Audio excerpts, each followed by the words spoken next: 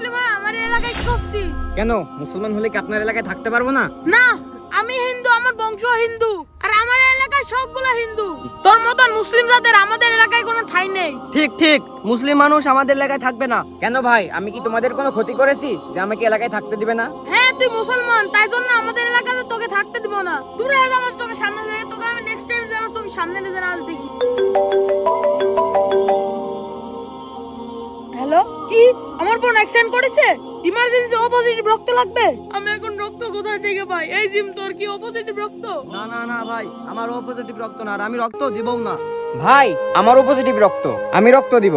ভাই, তোমার সত্যি ও পজিটিভ রক্ত আর তুমি রক্ত দিবে? হ্যাঁ ভাই, আমি সত্যি রক্ত দিব। তোমার সাথে এত খারাপ ব্যবহার করলাম, তাও তুমি রক্ত দিবে? শোনো, আমাদের ইসলাম ধর্মে কখনোই মানুষকে উপকার করতে নিষেধ করে নাই। আর শোনো, ধর্ম যাই হোক, আমাদের গায়ের রক্ত কিন্তু লাল, এটা সব সময় মাথায় রাখবে।